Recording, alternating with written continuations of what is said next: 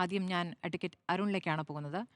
Advocate Arunkumar, ഇന്ന് മുഖ്യമന്ത്രി വാർത്താസമ്മേളനം നടത്തി പറഞ്ഞ പ്രധാനപ്പെട്ട കാര്യം ഡീൽ ഇവിടെ ബി.ജെ.പിയും കോൺഗ്രസും തമ്മിലാണ് എന്നുള്ളതാണ്. ഈ തെരഞ്ഞെടുപ്പുമായി ബന്ധപ്പെട്ട കാര്യങ്ങൾ പ്രതിപക്ഷ നേതാവ് ഉയർത്തുമ്പോൾ നിയമം, അത് വളരെ മുമ്പും പറഞ്ഞിട്ടുള്ള ഒരു കാര്യമാണ്. നിയമത്തിന്റെ കാര്യം എടുത്തു പറയുന്നു. അതോടൊപ്പം കോലീബി സഖ്യമെന്ന പഴയ ആരോപണം അതും ആവർത്തിക്കുന്നുണ്ട്. ഈ ഉന്നയിക്കപ്പെട്ട ആരോപണങ്ങൾക്കുള്ള മറുപടിയായി മാറുന്നുണ്ടോ? നേമത്ത് ഡീൽ നടന്നു എന്ന് എങ്ങനെയാണ് CPM-ന് സ്ഥാപിക്കാൻ കഴിയുക?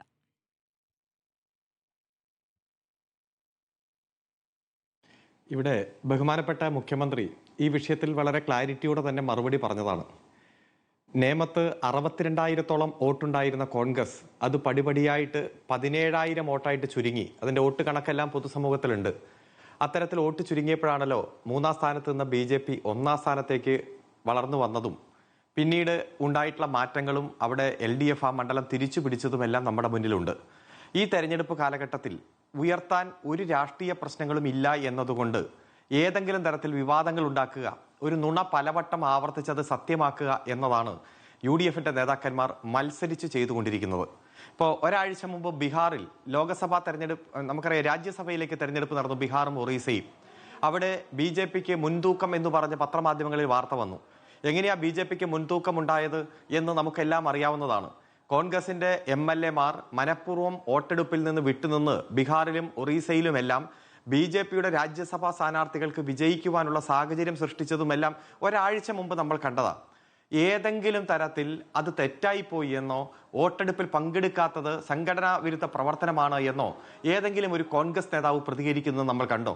ഇപ്പൊ കേരളത്തിൽ വന്ന് നിരന്തരം പ്രസ്താവന ഇറക്കുന്ന AICCയുടെ ജനറൽ സെക്രട്ടറി KC വേണുഗോപാൽ അടക്കം ഈ വിഷയത്തിൽ ഒരു അക്ഷരം ഉരിയാടിയതായി നമ്മൾ കണ്ടില്ല.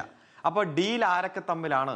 എങ്ങനെയാണ് BJPക്ക് പല തെരഞ്ഞെടുപ്പുകളും ജയിക്കാൻ കഴിയുന്നത്? ഹരിയാനയിൽ BJP വരെ പറഞ്ഞു ഞങ്ങൾ ജയിക്കില്ല എന്ന് പറഞ്ഞ നിയമസഭാ തെരഞ്ഞെടുപ്പ് വരെ എങ്ങനെയാണ് വീണ്ടും BJP ജയിച്ച സാഹചര്യം ഓരോ സംസ്ഥാനങ്ങളെടുത്ത് പരിശോധിച്ചാലും കൃത്യമായി നമുക്ക് ബോധ്യപ്പെടും. ഞാനിപ്പോൾ ഈ ചർച്ചയ്ക്ക് ഇരിക്കുന്നത് കുന്നത്തുനാട് നിയോജക മണ്ഡലത്തിൽ നിന്നാണ്. ഇവിടെ വടവുകോട് പുത്തൻകുരിശ് എന്ന് പറയുന്ന ഒരു പഞ്ചായത്തുണ്ട്. ആ പഞ്ചായത്തിൽ 2 സീറ്റുള്ള NDA-യും 7 സീറ്റുള്ള കോൺഗ്രസും UDF-ഉം പരസ്പരം യോജിച്ച് 9 സീറ്റോടെ ഭരിച്ചുകൊണ്ടിരിക്കുകയാണ്. ഇപ്പോൾ 2-3 ദിവസം മുമ്പ് NDA-യുടെ സ്ഥാനാർത്ഥിയായിട്ട് ഇവിടെ വന്ന ബാബു ദിവാകരൻ പറഞ്ഞു, ഞാൻ എന്നെ സ്ഥാനാർത്ഥിയായിട്ട് നിർത്തിയ 2020-യുടെ മുതലാളി സാബു ജേക്കബിനെ ഒന്ന് കാണാൻ ശ്രമിച്ചിട്ട് ഒന്ന് ഫോൺ വിളിച്ചിട്ട് ഇതുവരെ അദ്ദേഹം ഫോൺ പോലും എടുത്തിട്ടില്ല എന്ന്.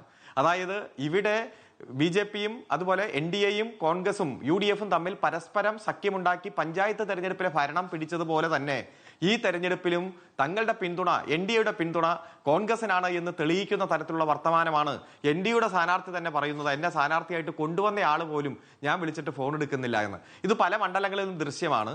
ഇത് പൊതുസമൂഹത്തിലേക്ക് വാർത്തയായിട്ടും വിവരങ്ങളായിട്ടും വരുമ്പോൾ അതിനെ ചെറുക്കാൻ ഒരടി മുന്നിൽ എന്ന രൂപത്തിൽ പരസ്പര വിരുദ്ധമായ ആരോപണങ്ങൾ ഉന്നയിക്കുകയാണ്. ഏതെങ്കിലും ഒരു ആരോപണത്തിന്റെ ഒരു തെളിവ് പുറത്തുവിടാൻ കോൺഗ്രസിന്റെ നേതാക്കന്മാർക്ക്, പ്രത്യേകിച്ച് പ്രതിപക്ഷ നേതാവിനോ KC വേണുഗോപാലിനോ കഴിഞ്ഞിട്ടില്ല. രാഷ്ട്രീയ വിഷയങ്ങളൊന്നും ഈ തെരഞ്ഞെടുപ്പിൽ ഉയർന്നു വരുന്നത് എന്ന ലക്ഷ്യത്തോടെ പരസ്പര വിരുദ്ധമായിട്ടുള്ള ചില മണ്ഡലങ്ങൾ എടുത്തു പറയുന്നുണ്ട്. നിയമം ഇപ്പോൾ പറഞ്ഞ സ്ഥിതിക്ക് നമുക്ക് നിയമത്തിൽ തുടങ്ങാൻ തോന്നുന്നു. നിയമത്തിൽ 2016 ശരിയാണ് BJP അക്കൗണ്ട് തുറന്നു. അത് ഘടകകക്ഷിക്ക് സീറ്റ് കെടുത്തു പോയത് ഒരു പാളിച്ചയായി പോയി എന്ന വിലയിരുത്തൽ കോൺഗ്രസ് നടത്തുന്നുണ്ട്. പിന്നീട് അവിടെ നിന്നിങ്ങോട്ട് മത്സരിച്ചത് കോൺഗ്രസ് ആയിരുന്നു എന്നുള്ളത് നമ്മുടെ മുന്നിലുണ്ട്. അറിയാമല്ലോ, ഈ ചാരുപാറ രവി, അതിനുശേഷം സുരേന്ദ്രൻപിള്ള, അതിനുശേഷം കോൺഗ്രസ് ആണ് അവിടെ മത്സരിക്കുന്നത്. അങ്ങീ പറയുന്ന CPM തിരിച്ചു പിടിച്ചു എന്ന് പറയുന്ന 2021-ലെ തെരഞ്ഞെടുപ്പിൽ മുരളീധരനെയാണ് അവിടെ കോൺഗ്രസ് ഇറക്കുന്നത്. മുരളീധരനെ ഇറക്കുമ്പോൾ മുരളീധരൻ അവിടെ 34,000 വോട്ട് പിടിക്കുന്നുണ്ട്. അങ്ങനെയാണ് ശിവൻകുട്ടിക്ക് അവിടെ വിജയം സാധ്യമാകുന്നത് എന്ന മറുവാദം അപ്പുറത്ത് കോൺഗ്രസ് വെക്കുന്നുണ്ട്. നേരത്തെ ഘടകകക്ഷിക്ക് സീറ്റ് നൽകിപ്പോയി എന്നൊരു പാളിച്ച അവിടെ സംഭവിച്ചു എന്ന വിലയിരുത്തിന്റെ അടിസ്ഥാനത്തിൽ പിന്നീട് കോൺഗ്രസിനെ നിർത്തുന്നു എന്നൊരു വാദമാണ് പറയുന്നത്. അതിന് അങ്ങ് മറുപടി നൽകണം. അതോടൊപ്പം തന്നെ അങ്ങീ പറഞ്ഞ പ്രത്യേകിച്ച് തെളിവുകളില്ലാതെ പറയുന്നു എന്ന്. അങ്ങനെയല്ല, പല പല മണ്ഡലങ്ങളായി എടുത്ത് പറയുന്നുണ്ട്. കാസർഗോഡ് പറയുന്നു, മഞ്ചേശ്വരം പറയുന്നു, പാലക്കാട് അവിടെ ഒരു CPM സ്വതന്ത്രനായി വന്നിരിക്കുന്ന ബിസിനസ്സുകാരൻ അത് അവിടുത്തെ മുസ്ലിം വോട്ട് സ്പ്ലിറ്റ് ചെയ്യിക്കാനാണ് എന്നുള്ളതാണല്ലോ പ്രധാനപ്പെട്ട വാദം. കോന്നി പഞ്ചായത്ത് പറയുന്നു, റാംനി പറയുന്നുണ്ട്, ഏറ്റുമാനൂരിലെ കാര്യം ഇന്ന് രമേശ് ചെന്നിത്തല പറയുന്നുണ്ട്. അങ്ങനെ മണ്ഡലങ്ങൾ എടുത്തു പറയുന്നുണ്ട്. 10 മണ്ഡലങ്ങൾ എന്നാണ് പ്രതിപക്ഷ നേതാവ് പറഞ്ഞെങ്കിലും ഇന്നിപ്പോൾ 6-7 എത്തിയിട്ടേ ഉള്ളൂ. ഈ രമേശ് ചെന്നിത്തല പറഞ്ഞ ഏറ്റുമാനൂർ അടക്കം. അപ്പോൾ ഇവിടെയൊക്കെ തന്നെയും BDJS-ഉം 2020-യും ഒക്കെ വരുന്നത് അത്ഭുതകരമാണ് എന്ന ഒരു വാദം അവിടെ ഉന്നയിക്കപ്പെടുന്നുണ്ട്. അത് യഥാർത്ഥത്തിൽ CPM-നെ സഹായിക്കാനാണ് എന്നാണ് പറയുന്നത്. അരുൺകുമാർ, എല്ലാം പറയുന്നത് എന്നതാണ്. അവർക്ക് പറയുക എന്നത് അവരുടെ ഒരു ഡ്യൂട്ടിയാണ്. കാരണം പ്രതിപക്ഷമാണല്ലോ, എല്ലാത്തിനെയും എതിർക്കുന്ന പക്ഷമായിട്ട് കഴിഞ്ഞ 5 വർഷമായിട്ട് പ്രതിപക്ഷം മാറി. പക്ഷേ വി ഡി സതീശൻ പറയുന്നു എന്നതുകൊണ്ട് തന്നെ അത് പിറ്റേ ദിവസം അദ്ദേഹം മാറ്റി പറയും, അല്ലെങ്കിൽ അദ്ദേഹം നിഷേധിക്കുമെന്ന് ഞങ്ങൾക്ക് ഉറപ്പുണ്ട്. ഇപ്പൊ 10 മണ്ഡലം എന്ന് പറയുന്നു, എന്നിട്ട് 7 മണ്ഡലം ഇപ്പോൾ ആയി. ഇവിടെ UDF സ്ഥാനാർത്ഥിയെ നിർത്തുന്നു, LDF നിർത്തുന്നു, BJP നിർത്തുന്നു. ഘടകകക്ഷികൾ കൂടുതൽ വരുന്നു, ചിലത് കുറവ് വരുന്നു. ഇപ്പൊ 2020 ഘടകകക്ഷിയായിട്ട് NDAയിൽ വന്നു. എറണാകുളം ജില്ലയിൽ കൂടുതൽ സീറ്റ് അവർക്ക് കൊടുത്തു. ഈ സാഹചര്യങ്ങളൊക്കെ നമ്മുടെ മുന്നിലുണ്ട്. പക്ഷെ ഒരു ആരോപണം ഉന്നയിക്കുമ്പോൾ എന്തെങ്കിലും ഒരു വസ്തുത വേണ്ടേ? ഏതെങ്കിലും ഒരു തെളിവിന്റെ കണിക വേണ്ടേ? ഏതെങ്കിലും തരത്തിലുള്ള ഇന്ന തെളിവ് ഞങ്ങൾ ഹാജരാക്കുന്നു. കഴിഞ്ഞ 10 കൊല്ലമായി ഇത്തരത്തിൽ ആരോപണം ഉന്നയിക്കുക തൊഴിലാക്കി മാറ്റിയവരല്ലേ പ്രതിപക്ഷ നേതാക്കന്മാർ?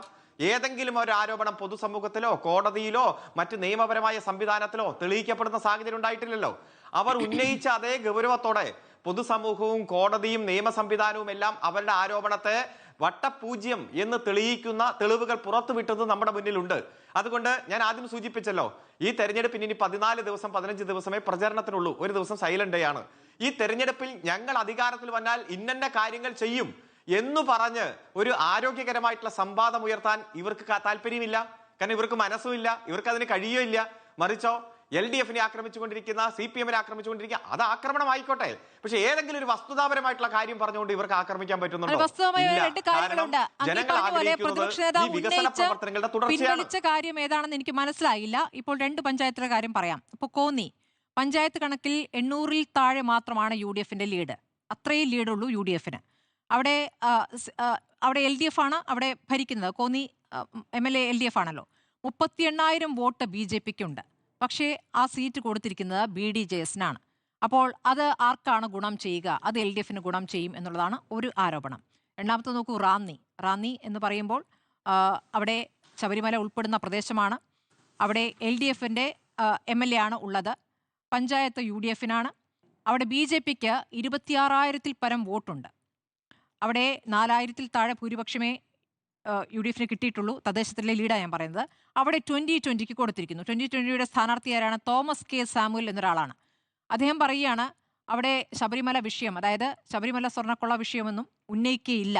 2020 സ്ഥാനാർത്ഥി പറയുകയാണ് അതൊന്നും ഉന്നയിക്കേണ്ട കാര്യമില്ല, വികസനം മാത്രമേ പറയുകയുള്ളൂ. ആ പറച്ചിൽ ആരെ സഹായിക്കാനാണ് എന്ന് സ്വാഭാവികമായിട്ട് ചോദ്യം വരില്ലേ?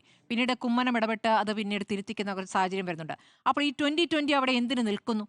അതൊരു ചോദ്യമല്ലേ? BJPക്ക് നല്ല സാധ്യതയുള്ളിടത്ത് എന്തിനാണ് 2020 നിർത്തുന്നത്? അത് ആരെ സഹായിക്കാനാണെന്നുള്ള സ്വാഭാവികമായ സംശയമല്ലേ അരുൺകുമാർ? അല്ല, 26,000 വോട്ടുള്ള ഒരു കാൻഡിഡേറ്റ് അല്ലെങ്കിൽ ഒരു മുന്നണി, അവർക്ക് വിജയ സാധ്യത എന്ന് താങ്കൾ ഇവിടെ ഈ ചർച്ചയുടെ ഭാഗമായിട്ട് പറഞ്ഞിട്ട് കാര്യമില്ലല്ലോ. താങ്കൾക്കറിയോ, കഴിഞ്ഞ തെരഞ്ഞെടുപ്പിൽ ജോസ് കെ മാണിയുടെ കേരള കോൺഗ്രസ് മാണി വിഭാഗം ഇടതുപക്ഷത്തോട് യോജിക്കാൻ തീരുമാനിച്ചു. ഞങ്ങളുടെ ഘടകകക്ഷിയായിട്ട് മാറി. എറണാകുളം ജില്ലയിൽ തുടർച്ചയായി CPM മാത്രം ജയിച്ചുകൊണ്ടിരുന്ന ഒരു മണ്ഡലമാണല്ലോ പെരുമ്പാവൂര്. 3 തവണ ശ്രീ സാജു പോൾ തുടർച്ചയായിട്ട് MLA ആയതാണ്. ആ മണ്ഡലം ഒരു പുതിയ ഘടകകക്ഷി മുന്നണിയിലേക്ക് വന്നപ്പോൾ വിട്ടുകൊടുത്തു.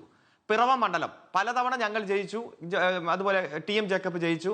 നമുക്ക് വളരെ അടിസ്ഥാനമായിട്ട് വോട്ടുള്ള, ഇടതുപക്ഷത്തിന് വോട്ടുള്ള മണ്ഡലമാണ്. ആ മണ്ഡലം വിട്ടുകൊടുക്കാൻ തയ്യാറായി. ചാലക്കുടി BD ദേവസ്യ തുടർച്ചയായിട്ട് ജയിച്ചുകൊണ്ടിരുന്ന LDF ജയിച്ച മണ്ഡലം വിട്ടുകൊടുത്തു. കാരണം ഒരു മുന്നണിയിലേക്ക് ഒരു പുതിയ പാർട്ടി വന്നപ്പോൾ 12 സീറ്റാണ് അന്ന് കൊടുത്തത്.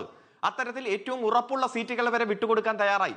അപ്പോൾ LDF അത്തരത്തിലൊരു വിശാലമായിട്ടുള്ള മനസ്സ് കാണിച്ചത് നമുക്ക് ഓർമ്മയുണ്ട്. മുന്നണിയുടെ കെട്ടുറപ്പിന് വേണ്ടിയിട്ടാണ്. ഇപ്പോൾ NDA ഞാൻ അവർക്ക് വേണ്ടി വാദം പറയുകയല്ല, മറിച്ച് ഒരു ഘടകകക്ഷികൾ കൂടുതൽ വരുമ്പോൾ ഏതെങ്കിലും തരത്തിൽ സീറ്റ് ഡിവൈഡ് ചെയ്തതാകാം, അത് പറയേണ്ടത് അവരാണ്. പക്ഷേ ഏതെങ്കിലും തരത്തിൽ ഒരു മുന്നണി വന്നു, സ്ഥാനാർത്ഥി വന്നു, അത് ഡീൽ എന്ന് പറഞ്ഞാൽ ഞാൻ ചോദിക്കട്ടെ, ഏതെങ്കിലും വസ്തുതാപരമായ ഒരു കാര്യം പുറത്തുവിട്. ചർച്ചയുടെ ഇപ്പോഴത്തെ ഡീൽ എന്ന് പറയുന്നത് അങ്ങോട്ടും ഇങ്ങോട്ടും 2,000-3,000 വോട്ടുകൾ മറിക്കുക എന്നതല്ല ഡീല്. ദുർബലനായ സ്ഥാനാർത്ഥിയെ നിർത്തുക, അല്ലെങ്കിൽ ഈ പറഞ്ഞ BJPക്ക് സ്വാധീനമുള്ള സ്ഥലങ്ങളിൽ 2020 നിർത്തുക, അല്ലെങ്കിൽ BDJSനെ നിർത്തുക. അപ്പോൾ ആ BJP വോട്ട് BDJSന് പോകില്ല, 2020ക്ക് പോകില്ല. പകരം അത് LDFലേക്ക് വന്ന് വീഴുന്ന രൂപത്തിൽ ആണ് ആ സ്ഥാനാർത്ഥി നിർണയം എന്നുള്ളതാണ് പ്രധാനപ്പെട്ട ആരോപണം. ശരി, ഞാൻ കോൺഗ്രസ് പ്രതിനിധിയിലേക്ക് പോകുന്നു. അദ്ദേഹം അതിൽ കൂടുതൽ കാര്യങ്ങൾ പറയട്ടെ.